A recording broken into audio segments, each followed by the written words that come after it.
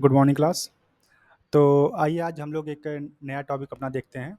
भारतीय संविधान और संविधान निर्माण की प्रक्रिया। ठीक है। तो ये क्लास, इसकी जो क्लास है, जो कॉन्सेप्ट वाली क्लास है, वो आपकी हो चुकी है।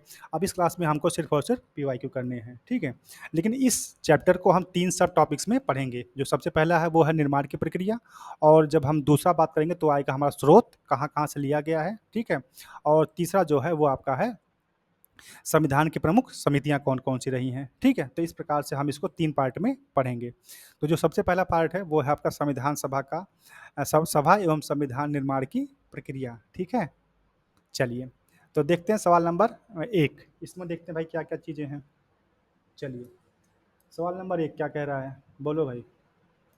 ये देखिए सवाल नंबर 1। सवाल नंबर 1 में क्या कहा जा रहा है, बोलिए। कह रहे हैं कि भारत के लिए संविधान की रचना हेतु संविधान सभा का विचार निम्नलिखित में से सर्वप्रथम किसने प्रस्तुत किया था। तो बताओ भाई किसने किया था। आप सबको पता है कि एम एन राय साहब ने किया था, है ना। और कब किया था, 1934 में किया था। ये बात आपके क्लास नोट्स में लिखवाई गई है। अब देखो यहाँ पे आपको एक नई बात अपडेट करने वाली है कि वो किस पार्टी से थे। ठीक है। तो वो थे आपके राजस्व पार्टी से थे। ठीक है। और ये पूछा गया आपका यूपीएससी 1996 में। स्वराज पार्टी के एक सदस्य थे, उनका नाम क्या था, एम एन राय साहब था। ठीक है। और उन्होंने जो है इसके बारे में पहला विचार दिया था। ठीक। तो इस प्रकार से आपका जो सवाल का जवाब होगा वो क्या होगा, स्वराज पार्टी 1934, है ना। ये देखते हैं सवाल नंबर 2 कि स्वतंत्रता के पूर्व के दिनों में प्रारंभ में किसने संविधान निर्मात्री सभा का विचार प्रस्तुत किया था। देखो ऑप्शन नंबर ए में क्या है, एम एन राय साहब हैं, बी आर अम्बेडकर जी हैं, और तीसरा कौन है, एनी बेसेंट है, और चौथे कौन है, जवाहरलाल नेहरू। तो अभी हमने आपको बताया कि एम एन राय साहब, है ना। आपके नोट्स में लिखवाया ही गया है पहला ऑप्शन एम एन राय। ठीक। चलिए, और ये आपका कब पूछा गया है, जीआईसी 2017। ठीक। ये देखिए वर्ष 1934 में भारत के संविधान निर्माती सभा का विचार एम एन राय साहब ने दिया था। ठीक। चलो बच्चों, अब देखते हैं सवाल नंबर 3। सारे सवाल डायरेक्ट आपके नोट्स में हैं, है ना। जो क्लास नोट्स में करवाया गया था वहाँ से आपके सारे सवाल मैच कर जाएंगे, है ना। चलिए पॉइंट नंबर 3 देखते हैं कि एक निर्वाचित संविधान सभा द्वारा भारत के संविधान का निर्माण करने का प्रस्ताव किया गया था। बताओ भाई किसके द्वारा किया गया था। पहली बार किसके द्वारा किया गया था, क्रिप्स साहब आए थे, क्रिप्स मिशन आया था ना। उसके बाद फिर आया था कैबिनेट, फिर साइमन, है ना। तो इस प्रकार से कई बार कई लोग आए थे। तो सबसे पहली बार किसके द्वारा हुआ था, क्रिप्स मिशन के द्वारा। ठीक है। तो इसको आप लोग रट्टा मारिएगा, और लिखवाया भी गया है। पूछा कब गया, स्पेशल 2008। अगर कहीं स्पेशल लिखा है तो इसका मतलब क्या है, पेपर लीक हुआ रहा होगा, है ना।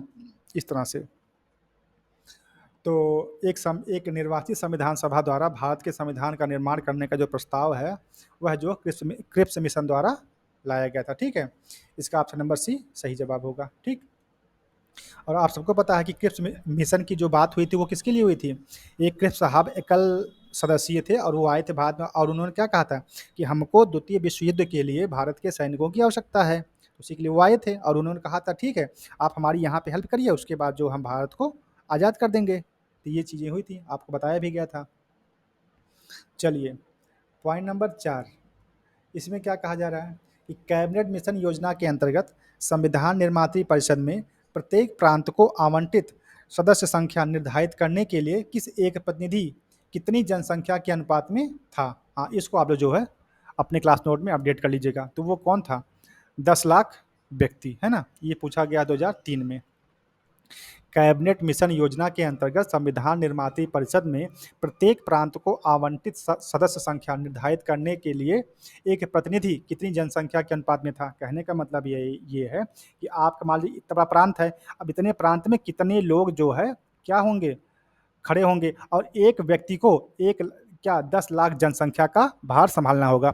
मान लीजिए अगर आपको कोई मंत्री का पद मिलता है या कोई पदभार मिलता है, ठीक है, तो वो जो पदभार होगा वो 10 लाख लोगों पर जो है क्या करेगा, प्रभाव डालेगा। ठीक है। इस प्रकार से इसको समझने का प्रयास करिए। तो जो है इसको आप लोग याद कर लीजिएगा, 10 लाख व्यक्ति, है ना। सवाल नंबर 5 कि इन व्यक्तियों में से कौन कैबिनेट मिशन का सदस्य नहीं था। ये देखिए हमने आपको लिखवाई दिया था, तो कौन सा नहीं था आपको पता है। स्टैफोर्ड क्रिप्स साहब तो थे ही, ठीक है ना। कैबिनेट मिशन जब दोबारा क्रिप्स के बाद आया था तो ये साहब तो शामिल ही थे, क्योंकि ये पहले आ चुके थे। साथ में पैथिक लॉरेंस साहब थे और ए बी अलेक्जेंडर साहब थे, तो ये 3 लोग थे। तो कौन नहीं था? विलियम वुड नहीं थे। तो ये आपका जो है सवाल नंबर 5 का जो सही जवाब है वो ए होगा। ठीक, चलो बात करते हैं सवाल नंबर 6। भारतीय संविधान सभा का गठन किया गया था, बताओ भाई किसमें किया गया था? 1935 के अंतर्गत? नहीं। 42 में कभी नहीं हुआ था। किसके द्वारा किया गया था? कैबिनेट मिशन 1946 के अंतर्गत, ठीक है। और ये तो बाद में लागू हुआ था 47 वाला। ये तो एकदम डायरेक्ट सवाल है। सवाल नंबर 6 था ये ना, कि भारतीय संविधान सभा का जो गठन की बात हुई थी वो कैबिनेट मिशन 1946 के अंतर्गत किया गया था। ठीक, बात करते हैं सवाल नंबर 7 की। 1946 में निर्मित अंतरिम सरकार में कार्यपालिका परिषद के उप सभापति कौन थे? बताओ भाई। उप सभापति थे डॉक्टर एस राधा कृष्णन साहब। ये आपको याद करने वाली चीज़ है। 1995 यूपीएससी। 1946 में जो निर्मित अंतरिम सरकार थी उसमें कार्यपालिका परिषद के उप सभापति, ठीक है, कौन थे? डॉक्टर राधा कृष्णन साहब थे। इसको याद कर लीजिएगा। सवाल नंबर 8 देखते हैं। इसमें क्या कहा गया है कि निम्नलिखित में से कौन अगस्त 1946 में गठित प्रथम अंतरिम सरकार का सदस्य नहीं था? देखो भाई, इस बात को ध्यान रखिए, कौन सा नहीं था, ठीक है। राजेंद्र प्रसाद साहब तो थे ही, क्योंकि थे, ये तो पता है। और श्री राजगोपालाचारी साहब, ये भी ठीक है। जगजीवन राम, ये भी सही है। तो कौन नहीं था? डॉक्टर एस राधा कृष्णन साहब नहीं थे, है ना। इसको भी अपने आप नोट्स में अपडेट कर लीजिएगा, है ना। चलिए, और इसके बाद हम फिर बात करते हैं। चलिए, सवाल नंबर 9 की।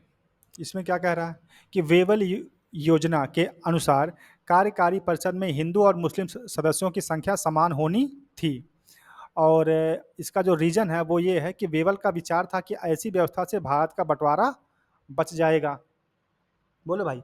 इस ये तो बात बिल्कुल सही है, जो आपका वेबल योजना है। अच्छा देखो, इस वेबल योजना के बारे में आप 2 4 6 पॉइंट अपने क्लास नोट में अपडेट कर लीजिएगा। हम जब आपको हिस्ट्री पढ़ाएंगे तो हिस्ट्री में इस बात पे चर्चा जरूर करेंगे, ठीक है। क्योंकि ये जो आपका वेबल योजना है, यहाँ से कोई ना कोई सवाल बन ही जाता है, इंपॉर्टेंट टॉपिक है, ठीक है। तो इसमें जो पहला वाली बात है वो तो बात बिल्कुल सही है कि कार्यकारी परिषद में हिंदू और मुस्लिमों की जो संख्या है वो समान होनी चाहिए थी। ये तो बात बिल्कुल सही लिखी गई है। लेकिन जो ये कहा गया था कि वेवेल का विचार था कि ऐसी व्यवस्था से भारत का बंटवारा बच जाएगा, ये बात नहीं सही है, ठीक है। तो इस प्रकार से आप देखते हैं इसमें क्या चीज़ें हैं। कथन और कारक दोनों तो दोनों नहीं सही है, यहाँ भी दोनों नहीं सही है। कथन सही है और कारक गलत है। तो कथन सही मतलब हाँ, ये आपका सी वाला हो सकता है। तो ये आपका जो है यूपीएससी 2007 में पूछा गया है, ठीक है। चलिए, तो बेबल योजना के बारे में थोड़ा सा कुछ पॉइंट आप लोग जो है सर्च करके यहाँ पर भी अपने इस क्लास नोट्स में पॉलिटी वाले में अपडेट कर लीजिएगा। और जब हिस्ट्री पढ़ाएंगे तो वहाँ पे तो रहेगा ही, है ना। और देखिए यहाँ पर, देखिए बहुत सारे पॉइंट इस यहाँ पे आपको मिल जाएंगे बेबल योजना से संबंधित जितने भी हैं। इसको आप लोग एक बार देख लीजिएगा, है ना। चलो बच्चों, अब देखते हैं सवाल नंबर 10 कि निम्नलिखित में से कौन से कथन संविधान सभा के विषय में सत्य हैं। चलो भाई, संविधान सभा की बात हो रही है ना।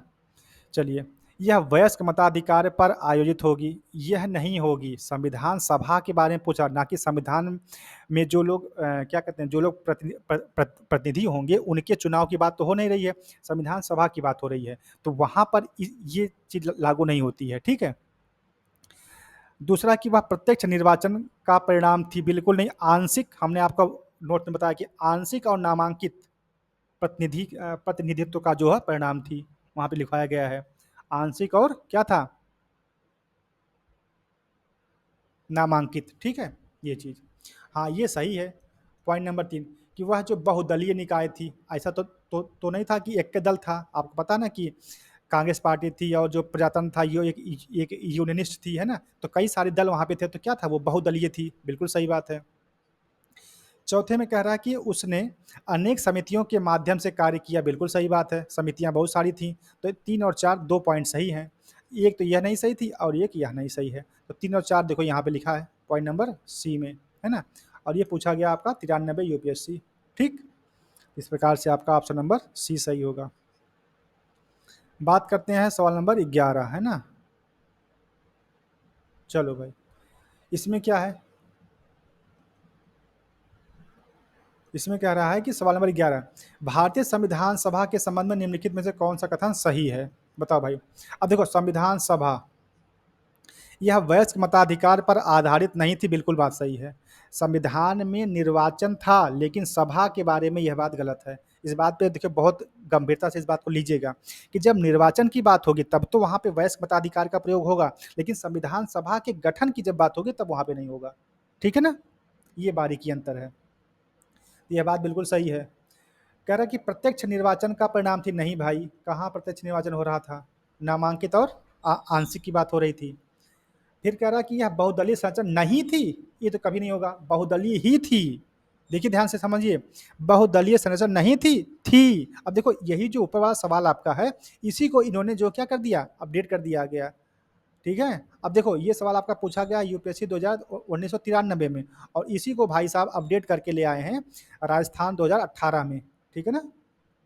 देखिए सवाल वही है, लेकिन सवाल को क्या किया गया, मॉडिफाई किया गया है। बात समझ रहे हैं ना। तो इस प्रकार से सवाल फ्रेम भी किए जाते हैं, पुराने सवालों को उठा करके सवालों को फ्रेम किया गया है। समझ रहे हैं ना। तो इन सब बारीकियों को भी आप लोग धीरे धीरे समझते हुए चलिए। तो देखिए, बहुदलीय संरचना नहीं थी, यह बात क्या है, सही बात है। सॉरी, संरचना नहीं थी, यह बात बिल्कुल गलत है। ठीक है ना। फिर कह रहा है कि यह कई समितियों के माध्यम से कार्यरत है, बिल्कुल सही। अब देखो, चार ये देखिए, 4 पॉइंट यहाँ पे हैं और वही 4 पॉइंट यहाँ पर हैं। इन्हीं 4 पॉइंटों को थोड़ा सा अपडेट करके इन्होंने इस तरह के सवाल को फ्रेम कर दिया है। और देखिए, सवाल तो वही है ना, आईएएस 1993, और फिर आपको 2018 में इन्होंने राजस्थान में पूछ लिया है, सेम सवाल, बस सवाल की थोड़ी सी फ्रेमिंग अलग कर दी है। ठीक है ना। चलिए, तो ये देखिए, जो आपका ए ऑप्शन है वो बिल्कुल सही है, और जो आपका डी ऑप्शन है यह बिल्कुल सही है कि वो उन्होंने कई समितियों के माध्यम से अपना कार्य किया था, बिल्कुल सही बात है। तो ए और डी सही है। तो आओ देखते हैं, कूट में जो है ए और डी सही है। ठीक है ना, ए और डी सही। और ये जो आपका पूछा गया राजस्थान 2018। चलिए, सवाल नंबर देख लेते हैं 12। इसमें क्या है कि निम्नलिखित में से संविधान सभा के बारे में गलत कथन कौन सा है। अब देखो, संविधान सभा के बारे में बात हो रही है, अब संविधान सभा, अभी संविधान सभा की ही बात के बारे में बात होगी। चलिए भाई, इसने बड़ी संख्या में समितियों की मदद से काम किया, उसमें प्रारूप समिति सबसे महत्वपूर्ण थी। अच्छा, पूछ रहा गलत कौन सा, इसमें से गलत पूछ रहा है। यह बात बिल्कुल सही है। आप सबको पता कि बड़ी समितियों में, आप सबको पता कि प्रारूप समिति किसमें थी, बड़ी समिति में थी। ठीक, बात सही है कि बड़ी समिति में समितियों की मदद से काम किया, ये भी बात सही है। उनमें प्रारूप समिति सबसे महत्वपूर्ण थी, ये भी बात सही है, आप सबको पता है। दूसरी बात यह है कि अल्पसंख्यक समुदाय जैसे ईसाई, आंग्लो इंडियन और पारसियों को सभी में पर्याप्त प्रतिनिधित्व दिया गया था, यह बात बिल्कुल सही है, कोई इसमें दिक्कत नहीं है। तीसरी बात कह रहा है कि इसका निर्वाचन सार्वभौम वयस्क मताधिकार के आधार पर हुआ था, बिल्कुल नहीं भाई, आंशिक और नामांकित। फिर आपसे वही बात कह रहे हैं कि इसका जो निर्वाचन हुआ था वो वयस्क मताधिकार के आधार पर किया गया था, नहीं जी। चौथी बात यह है कि इसकी चुनाव प्रक्रिया 1935 के अधिनियम में के 6वीं अनुसूची पर आधारित थी। कर, संपत्ति और शैक्षणिक योग्यता के आधार पर मताधिकार सीमित है, ये बात देखो बिल्कुल सही लिखी गई है। ठीक है ना, कि कर और संपत्ति और ये आपके देखो नोट्स में, क्लास नोट्स में यही सेंटेंस लिखा गया है, कर, संपत्ति और शैक्षणिक योग्यता के आधार पर मताधिकार का सीमित था, बिल्कुल सही बात है। तो आपका सही कौन सा हो गया, ए सही है, बी सही है और डी सही। यही आपको जो सी है यही सही नहीं है। ठीक है ना, इस बात को जानते रहिए। और ये पूछा कब गया है, 2012 एमपीपीसीएस। चलिए, बात करते हैं सवाल नंबर 13 की, और ये पूछा गया है आपका आईएएस 2002 में, है ना। चलो बच्चों, सवाल नंबर 13 क्या कह रहा है कि भारत के संविधान का प्रारूप तैयार करने वाले संविधान सभा के सदस्यों को, अब आगे क्या कहा जा रहा है, ब्रिटिश संसद द्वारा नामित किया गया था, जी नहीं, ऐसा कभी नहीं बात कही गई थी। गवर्नर जनरल द्वारा नामित, बिल्कुल नहीं साहब, ऐसा भी नहीं हुआ था। विभिन्न प्रांतों की विधान सभाओं द्वारा चुना गया था, यह बात बिल्कुल सही है। ठीक है ना। और फिर कह रहा है कि भारतीय राष्ट्रीय कांग्रेस और मुस्लिम लीग द्वारा नहीं, चुना नहीं गया था भाई, इनके द्वारा कहाँ चुना जाएगा, ये कोई अथॉरिटी थोड़ी थी कि इनके द्वारा चुन लिया जाएगा। तो देखो भाई, आपका डी भी नहीं होगा, बी भी नहीं होगा और ए भी नहीं, तो होगा कौन सा? सी वाला होगा, यही सही है। और ये सारे पॉइंट आपके क्लास नोट्स में लिखवा दिए गए हैं, एक बार आप उसको पढ़िएगा ध्यान से। सारे पॉइंट लाइन टू लाइन ही आपके आपके नोट्स में मिल जाएंगे। ठीक है, चलिए बात करते हैं सवाल नंबर 14 की। तो कह रहा है कि भारतीय इतिहास के संदर्भ में प्रांतों से संविधान सभा के सदस्य, क्या कह रहा है? भारतीय इतिहास के संबंध में प्रांतों से संविधान सभा के सदस्य। अब देखो, उन प्रांतों के लोगों द्वारा सीधे निर्वाचित, जी फिर वही बात, नहीं ऐसी कोई बातें नहीं हुई थी। भारतीय राष्ट्रीय कांग्रेस तथा मूल मुस्लिम लीग द्वारा नामित, जी नहीं, ऐसा ये कोई अथॉरिटी थोड़ी थी कि ये लोग उसको नामित करेंगे, ऐसा ऐसी कोई बात नहीं है। प्रांतीय विधानसभाओं द्वारा निर्वाचित, बिल्कुल सही बात, ये तो संडे से ऊपर वाला फिर यहाँ आ गया। और चौथी बात ये कि सरकार द्वारा संवैधानिक मामलों में उनकी विशेषज्ञताओं के लिए चुने गए थे। हाँ ठीक बात है, कोई दिक्कत नहीं है, ठीक है ना।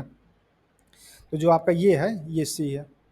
सरकार द्वारा संवैधानिक मामलों में उनकी विशेषज्ञता के लिए नहीं, ऐसा नहीं है, विशेषज्ञता वाली कोई बात नहीं थी कि ये इसके जो है बहुत स्पेशलिस्ट हैं, तो ला इसको हम ले लेते, नहीं।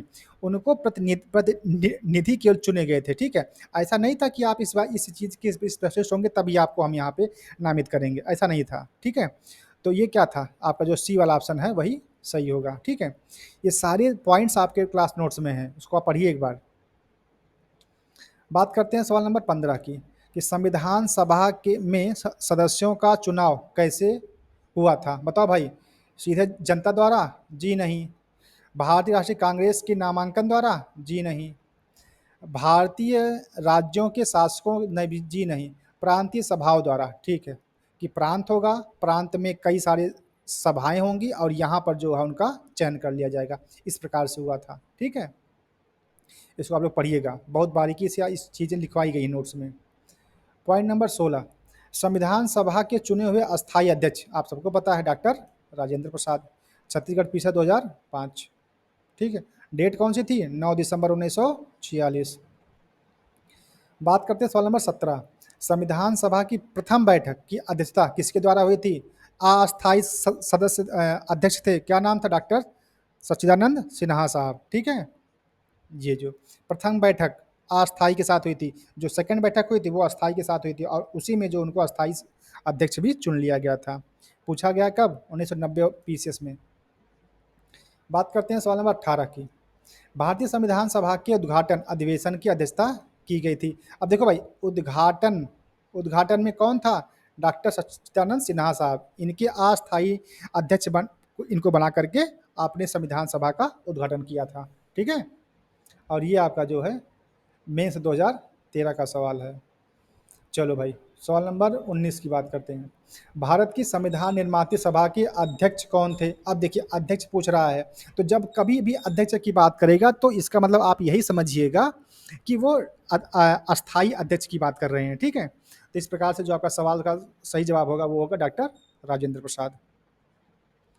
और ये सवाल आपका यूडीएलडीए उत्तराखंड 2007 का सवाल है। बात करते हैं सवाल नंबर 20, स्वतंत्र भारत की संविधान सभा के अध्यक्ष। अब जब भी अध्यक्ष कहेगा तो इसका मतलब परमानेंट या अस्थाई, है ना, डॉक्टर राजेंद्र प्रसाद। संविधान सभा के प्रथम मनोनीत उपसभापति, इसको आप लोग रट्टा मान लीजिएगा, फ्रैंक एंथोनी। ये आपका जो कई बार एग्जाम में पूछा गया है, जो आपके छोटे एग्जाम्स हैं, जैसे आर वगैरह हो गए, लोअर हो गया, यूडीएलडी हो गया, है ना, बीओ हो गया, तो वहाँ पे ये सवाल खूब आता है कि संविधान सभा के प्रथम मनोनीत जो उपसभापति हैं वो कौन है? फ्रैंक एंथोनी साहब हैं। और ये जो पीछे 2020 में भी पूछा गया, देखो अभी हाल ही पूछा गया है, ठीक। चलिए सवाल नंबर 22, भारतीय संविधान सभा की स्थापना की गई थी, बताओ भाई कब हुई थी? 9 दिसंबर 1946, ठीक है। संविधान सभा की स्थापना की गई थी, ये कैसे? ये देखो, स्थापना की बात हम इस तरह से कह सकते हैं कि उनका जो गठन हुआ था वो 6 तारीख को हुआ था, और जो पहली मीटिंग हुई थी वो कब हुई थी? 9 तारीख को हुई थी, है ना। और 11 देखो, 6 तारीख, 9 तारीख, 11 तारीख और 13 तारीख, ये चारों डेट आप लोग याद कर लीजिएगा। 6 को क्या हुआ था? विचार बना था, गठन करने वाली बात। 9 तारीख को क्या होती है? पहली मीटिंग होती है। और 11 तारीख को क्या होता है? राजेंद्र प्रसाद साहब को अस्थायी अध्यक्ष मान लिया जाता है। तो इसी आधार पर हम यह कह सकते हैं कि इसकी स्थापना जो है 9 दिसंबर 1946 को प्रथम बैठक के आरंभ होने के साथ की गई थी। ठीक है, इस बात का हमेशा ध्यान रखिएगा। 6 मत कह दीजिएगा, 9 कहिएगा। ठीक, गठन की बात सिर्फ 6 को होती है। ठीक है, संविधान सभा का जो गठन होता है, गठन कि हाँ भैया चलो ठीक है हम इसकी स्थापना करते हैं। देखिए पीआईबी के अनुसार भी हमने आपको बताया कि 6 नवंबर को जो गठन की बात हुई है, स्थापना की बात नहीं हुई थी। स्थापना आपकी जो पहली मीटिंग के साथ मानी जाती है। ठीक है, तो वो आपकी होती है 9 तारीख को। यही जो थो जो आपके ना कि बारीकियां, इनको समझने का प्रयास करिए। बात करते हैं सवाल नंबर 23। संविधान सभा की प्रथम बैठक, हमने कहा था कि प्रथम और अंतिम बैठक कई बार पूछता है। देखिए पूछ भी लिया, 9 दिसंबर 1946, बीपीएससी 2020। ठीक, पूछा गया है। संविधान सभा का गठन, अब देखो आ गया यहाँ पे, गठन कब किया गया था? दिसंबर 1946। अब यहाँ पे डेट जब आएगी तो आ जाएगी 6 दिसंबर को। गठन जब होगा तो 6 दिसंबर को, स्थापना जब होगी तब कब होगी? 9 दिसंबर को। क्लियर है? चलो बच्चों, सवाल नंबर 25। भारत की संविधान सभा का प्रथम अधिवेशन कब हुआ था? 9 दिसंबर को। B option 25। ठीक है, देखो सही है। 1990 में पूछा गया सवाल। फिर से वही सवाल 26 नंबर कि भारतीय संविधान सभा की पहली बैठक कब हुई थी भाई? 9 दिसंबर को। 6 को गठन, 9 को पहली बैठक और 11 तारीख को कौन? राजेंद्र प्रसाद साहब को अस्थायी अध्यक्ष चुन लिया गया था। बात करते हैं सवाल नंबर 27। भारत को एक संविधान देने का प्रस्ताव संविधान सभा द्वारा पारित किया गया था। बताओ भाई कब किया गया था? 22 जनवरी 1947। इसको आप लोग जो अपने नोटबुक में अपडेट कर लीजिएगा। ये पीछे 1998 का सवाल है। 22 जनवरी 1947 को जो है भारत को एक संविधान देने का प्रस्ताव संविधान सभा में पारित किया गया था। ठीक है, 1947 में। और 28 नंबर सवाल कह रहा है कि संविधान सभा के सम्मुख संविधान की प्रस्तावना का प्रस्ताव किसने रखा था? बताओ भाई किसने रखा था? जवाहरलाल नेहरू साहब ने रखा था, उद्देश्य प्रस्ताव, और उसी को जो है संविधान सभा के लिए प्रस्ताव मान लिया गया था। ठीक है ना। चलिए, सवाल नंबर 29। उद्देश्य प्रस्ताव, संविधान सभा में उद्देश्य प्रस्ताव निम्न में से किस एक के द्वारा प्रस्तुत किया गया था? सीधी सी बात है, पंडित जवाहरलाल नेहरू साहब। पीसीएस में 2007। ठीक, इसमें तो कुछ पूछने नहीं है भाई, डायरेक्ट सवाल है। अब देखो सवाल नंबर 30 है ना। सवाल नंबर 30 देखते हैं क्या है चीज़। भारतीय संविधान के निर्माण में संबंधित निम्नलिखित कथनों में से कौन सा सही है? पंडित नेहरू ने उद्देश्य प्रस्ताव का जो संविधान सभा द्वारा स्वीकार किया गया था संविधान के निर्माण पर असर था। बिल्कुल सही बात, कोई दिक्कत नहीं है। उद्देशिका बहुत महत्वपूर्ण उद्देश्यों की पूर्ति करती है, यह भी बात सही है, कोई दिक्कत नहीं है। संविधान को भारत के लोगों ने आदेशित किया, बिल्कुल सही बात है, क्योंकि सारी शक्ति जनता के पास है, तो जनता जिस प्रकार से आदेश करेगी उसी का परिणाम था कि हमारा संविधान बना था। तो जो संविधान हमारा है वो लोगों की आवाज़ है, कुछ इस प्रकार से आप समझिए कि लोगों की आवाज़ है। ठीक है ना, तो वही बात। और करा कि 4 नंबर में कि राज्य के मुखिया को लोग प्रत्यक्ष रूप से निर्वाचित करते हैं। जी नहीं, ऐसा थोड़ी होता है। राज्य के मुखिया, अब मुख्यमंत्री साहब का चुनाव डायरेक्ट थोड़ी होता है। आपने विधायकों का चुनाव किया है और वो विधायक आप मान लीजिए इतने सारे आपने विधायक जो है चुन चुन करके वहाँ भेज दिए। अब ये विधायक मिल करके किसी एक आदमी को जो है अपना मुख्यमंत्री बनाते हैं। ठीक है, उनका ऐसा ऐसा नहीं होता कि हम डायरेक्ट मुख्यमंत्री को चुन रहे हैं, हम विधायकों को चुनते हैं और विधायक लोग मिल करके अपना एक जो है क्या कहते हैं अपने एक नेता को मुख्यमंत्री बनाते हैं। तो वही बात यहाँ लिखी गई है कि राज्य के मुखिया को लोग प्रत्यक्ष चुनाव द्वारा चुनते हैं, तो ये सही नहीं है। तो मतलब 4 नहीं होगा, तो 4 जहाँ जहाँ काट दो, 4 नहीं होगा। तो यहाँ पर 4 है, ये भी नहीं होगा, सभी 4 ये भी नहीं होगा, सभी 4 यहाँ पर ये भी नहीं होगा, तो होगा कौन सा? ये वाला होगा। तो 1 2 3 तो सही है। ठीक है ना, ये पूछा गया है पीसीएस 2010। बात करते हैं सवाल नंबर 31 की।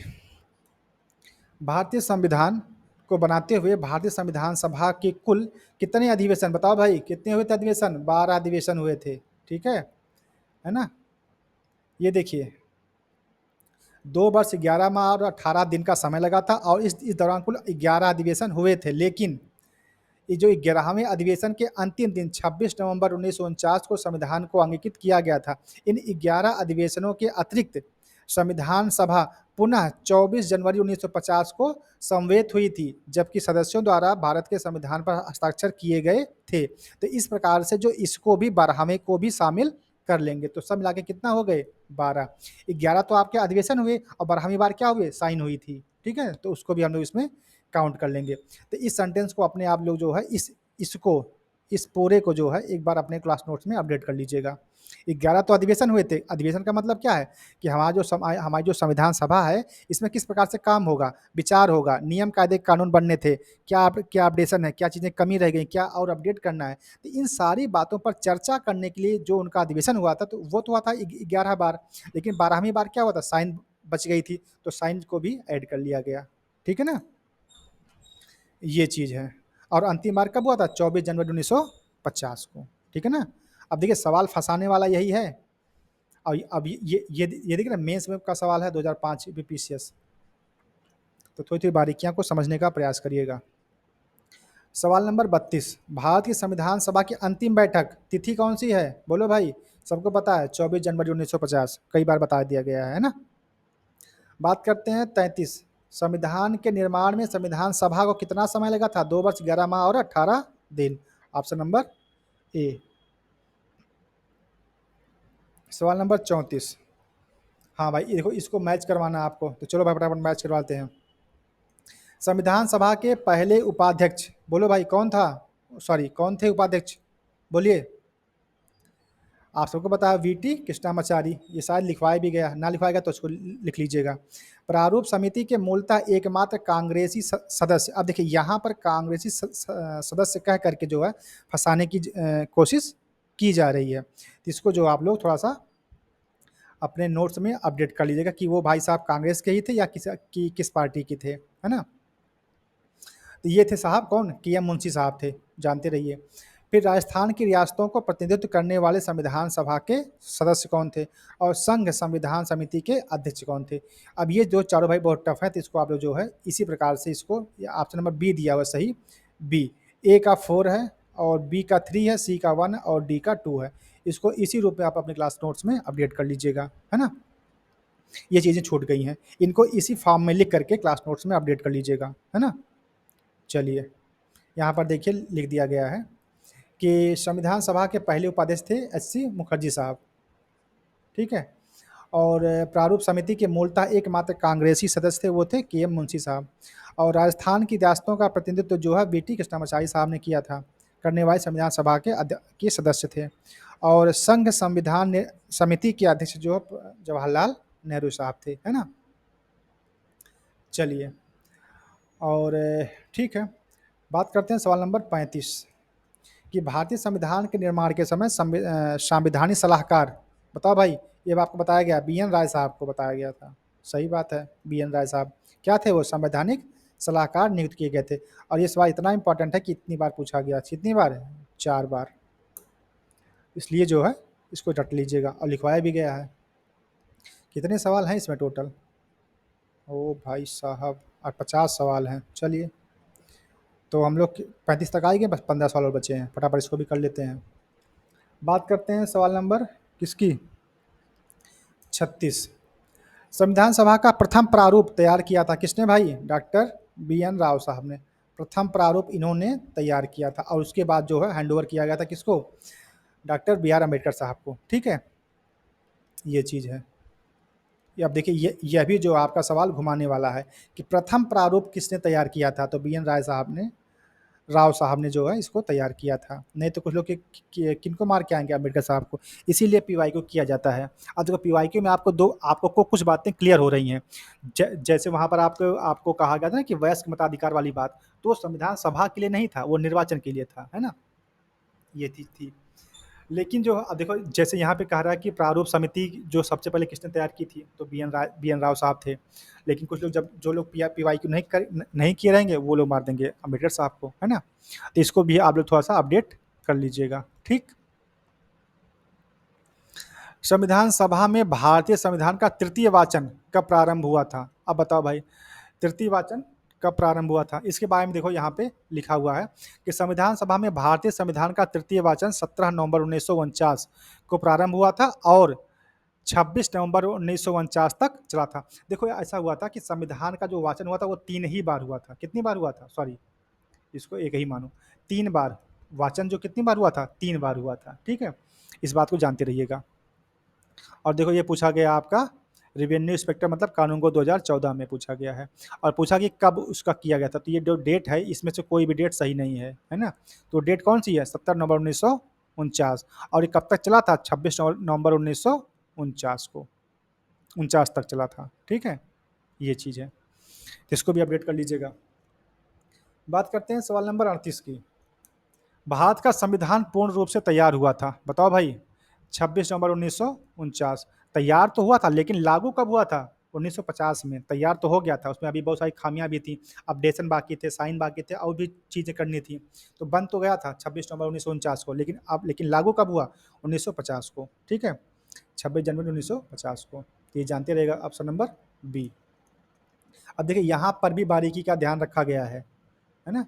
तैयार पूछ रहा है और लागू पूछ, देखो लागू करना और तैयार करना, हमारी चीज़ तो तैयार हो गई, अब इसको हमने लागू कब किया, कब से प्रभावी माना जाता है, तो ये 2 सवाल हो गए। तो तैयार हमारा हुआ 26 नवंबर 1949 को, और लागू कब हुआ? 1950 को, ठीक है? इसको ध्यान रखिएगा। सवाल नंबर 39। भारतीय संविधान को संविधान सभा द्वारा अंगीकृत किया गया। अब देखो यहाँ पर मिल गया आपको कि अंगीकृत कब किया गया? 26 नवंबर 1949 को अंगीकृत भी किया गया था, लेकिन अभी भी ये लागू नहीं हुआ है, ठीक है? आप जब नोट्स देखेंगे अपना, तो उसमें हमने इस बात को लिखा है लास्ट वाले पैराग्राफ में कि 26 नवंबर 1949 को लोगों ने खुद को समर्पित मतलब इसको माना था, लेकिन अभी ये पूर्ण रूप से पूरे इंडिया में लागू नहीं हो पाया था। उन्होंने खुद को तो मान लिया था और खुद को उन्होंने सौंप भी दिया था, ठीक है? लेकिन पूरे इंडिया में लागू नहीं हो पाया था, है ना? और वो लागू हुआ है कब? 1950 में।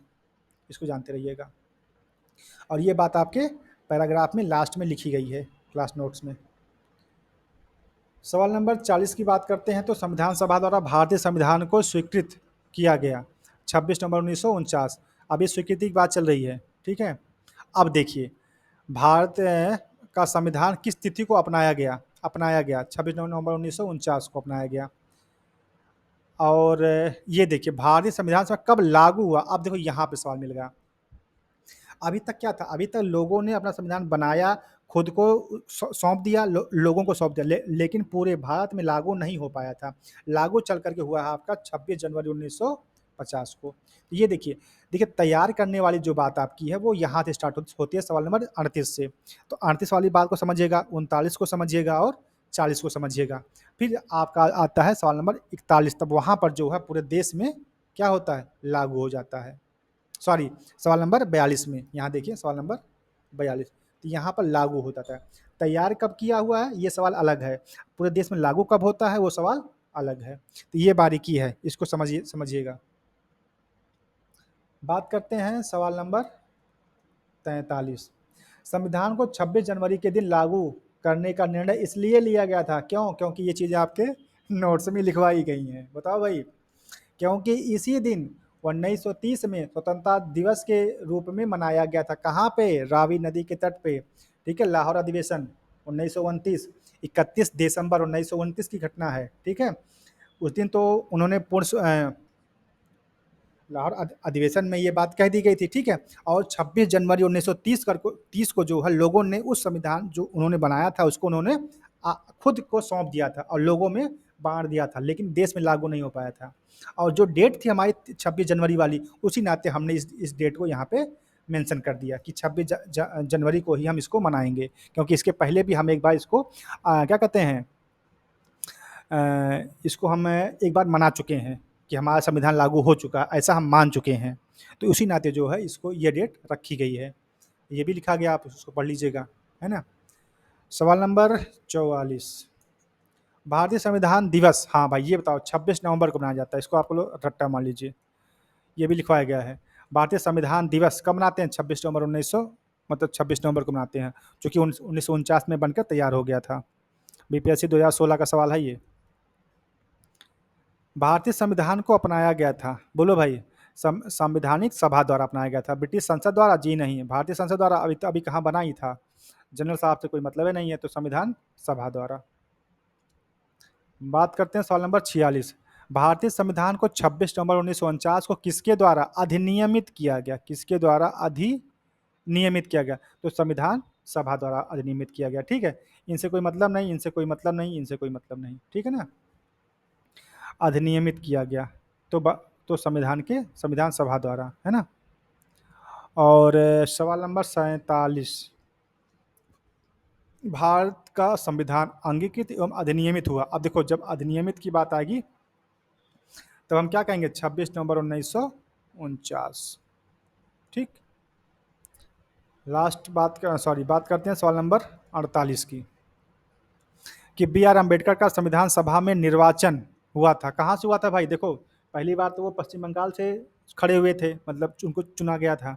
तो वो जब हिस्सा पूर्वी पाकिस्तान में चला गया तो फिर उनका निर्वाचन कहाँ से हुआ था? बम्बई से हुआ था, पता ही होगा आप सबको। तो बम्बई से हुआ था संविधान सभा में निर्वाचन। ठीक है, बी वाला सही है। ये आपका देखिए सवाल नंबर 1996 में पूछा गया है। पहली बार उनका निर्वाचन कहाँ से हुआ था? बंगाल से, पश्चिम बंगाल से। लेकिन जब वो पूर्वी पाकिस्तान में का हिस्सा बन गया तब फिर दोबारा उनका हुआ निर्वाचन। कहाँ से? मुंबई मतलब बम्बई प्रेसिडेंसी से। उस समय उसका नाम बम्बई था। इस प्रकार से ऑप्शन नंबर बी सही होगा। बात करते हैं सवाल नंबर 49, डॉक्टर भीमराव अंबेडकर का जन्म और मृत्यु कब हुई थी? भाई बताओ, इसको आप लोग लिख लीजिए, याद कर लीजिएगा। 1891 और 1956 में। ये देखो 92 में पूछा गया है, जन्म और मृत्यु। तो यहाँ पर देखो लिखा गया है कि उनका जो जन्म है वो 14 अप्रैल 1891 को महू मध्य प्रदेश में हुआ था। और जो उनकी मृत्यु थी वह जो है, मृत्यु उनकी 6 दिसंबर 1956 को दिल्ली में हुई थी। ठीक, इसको आप लोग अपने नोट्स में अपडेट कर लीजिएगा। शायद अब तो नहीं पूछा जाता, लेकिन भगवान पूछ लेंगे तो क्या कर सकते हैं। ठीक है, चलिए सवाल नंबर 50, तृतीय गोलमेज सम्मेलन के विचार विमर्श की परिणति भारत सरकार अधिनियम 1935 के पारित होने के रूप में हुई थी। ठीक है, और भारत सरकार अधिनियम 1935 ने ब्रिटिश भारत के सूबों और भारतीय रियासतों के एक संघ पर आधारित ऑल इंडिया फेडरेशन के गठन का, बिल्कुल सही बात है, गठन किया गया था। उपबंध की बात कही गई थी, दोनों बात सही हैं। ठीक है, तो इस प्रकार से आपका ऑप्शन नंबर सी सही होगा। और ये बात आपके नोट्स में लिखी गई है, दोनों बात लिखी गई है ना। और तो ये आपका जो सवाल पूछा गया 1909 में, आईएएस मतलब यूपीएससी। ठीक है, सवाल नंबर 50। अरे कितने सवाल अभी भाई हैं? 57, अभी 7 सवाल हैं। चलो अच्छा, 7 और देख लेते हैं। बात करते हैं सवाल नंबर 51 की, कि भारत का संविधान देश की आवश्यकताओं की पूर्ति करता है। अच्छा जी, संविधान तो देश की आवश्यकताओं की पूर्ति करता है, ये बात सही है।